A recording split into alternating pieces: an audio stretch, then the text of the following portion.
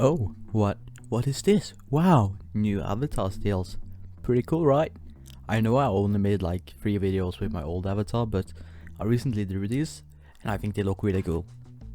Anyways, let's start with the intro.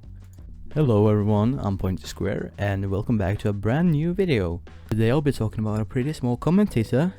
He's of course bigger than me, but that isn't hard to be bigger than me in subscriber count.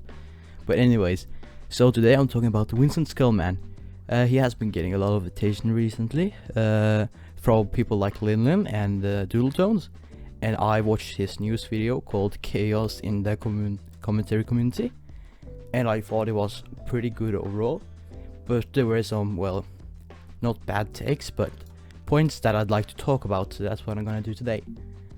Note that these points are not in alphabetical order. This is just some points I threw into the video, so one point does not come after the other. That's, I guess, important, so it doesn't look like I'm taking it out of context. And also, please not send any hate to Vincent Skullman. I just want him to change for the better, and I know he can because he's already improving. Without further ado, let's begin. Being said, not everyone will apologise, thanks to elements I discussed in the prior section, and to that I propose an idea of becoming closer with your fellow creator, so that they will feel more comfortable with speaking with you in private or public. If you can set up some sort of common ground with your accuser, or someone you know that has a habit of growing unreasonable, then dealing with the issues becomes a lot easier to deal with, since it isn't being dragged out across multiple videos when a 30-minute chat is better. Alright, so I get where you're coming from, but it doesn't really work that way, you know. Take for example Lin and Omnia. Lin was pretty close to Omnia, and she still threw her under the bus. So really it doesn't matter if you're close to someone, because if they have bad intentions, they will throw you under the bus. I bring this all up for the sole purpose of proposing an idea such as this. What if we didn't make a video response? You're well in your right to make a whole video responding to someone if you have the means to disprove their claims, but if you are the one receiving the response and you are at fault, why not take it on the chin? Because most people who make a response when they're in the wrong either do not think that they are in the wrong, or know that they are in the wrong, but they don't care. Take Prismic Lou for example. Either he did not think he was wrong, or he was using all the drama to get himself more views and popularity. I get where you're coming from, but it's not too easy to just tell people not to make a response when they're in the wrong. You even bring up some reasons later in the video, so why was this even in? People are terrible at taking fault, and they would rather throw themselves down in a big hole than to admit they were wrong. People will fight till the very end to save their image, so it's not as easy as just to tell them not to make a response when they're in the wrong. I need you to understand that all of this could definitely have been avoided had Luke used some thought to further look into Peaches' tweets, or better yet, spoken with Peaches when she reached out to speak with him. Alright, so here Vincent is talking about the, well, I guess the Hopeless Peaches drama, but you see the problem is that Luke did talk to Peaches, and Luke did look into her tweets. And after ignoring it for a bit, I messaged her back, and I told her I'm only responding because she's accusing me of stuff I didn't do. It isn't my fault that she hadn't explained anything she had done until someone called her out. The problem is that Luke does not care about Hopeless Peaches. Luke only cared about getting himself more popularity, and this is what I've been saying throughout the video. People who are in the wrong does not care that they're in the wrong.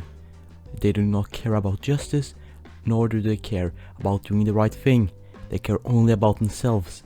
So right here you're giving Luke way too much credit, man. Luke is a liar and a manipulator. So what I'm getting out of this is that you're saying that Luke was just ignorant and should have done more research.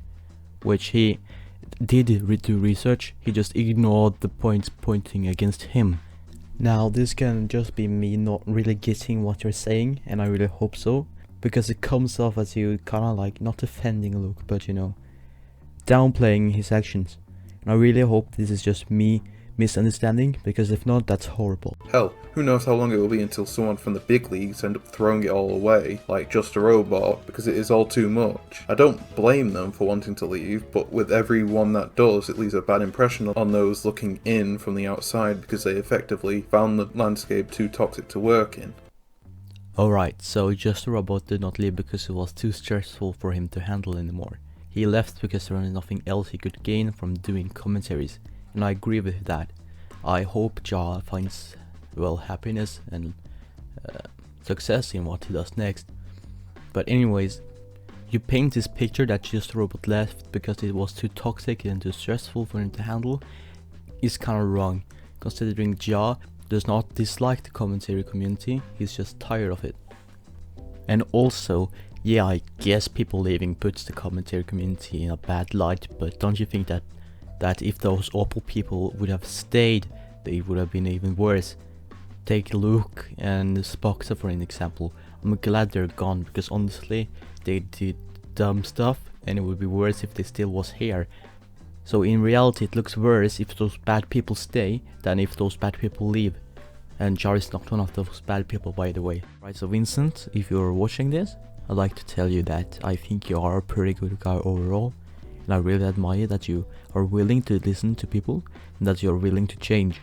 I think if you keep improving like you have been doing, I think you'll be big, really big one day. So this is not an attack on you, it's just a little bit of criticism, you know. I really hope you understand that, you know.